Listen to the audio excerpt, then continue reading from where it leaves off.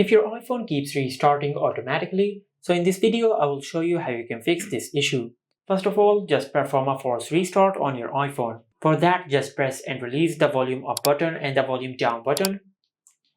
Then press and hold the side button on your iPhone until the screen of your iPhone goes black and the Apple logo appears on the screen. Once the Apple logo appears on the screen, just release the side button.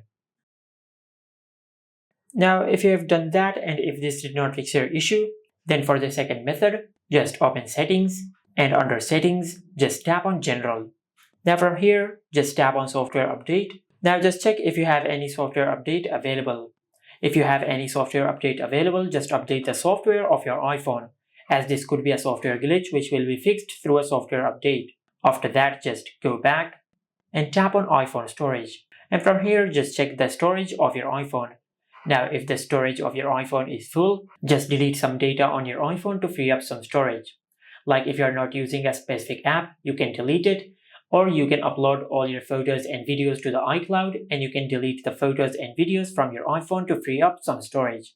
Now, if this also did not fix your issue, then just go back to the main settings page and under settings, just tap on battery. From here, just tap on battery health. Now from here, just check the battery health of your iPhone.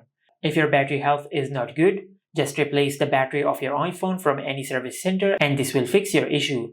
But if this also did not fix your issue, then you might have another hardware problem with your iPhone. Just take your iPhone to the nearest service center and they will fix your issue.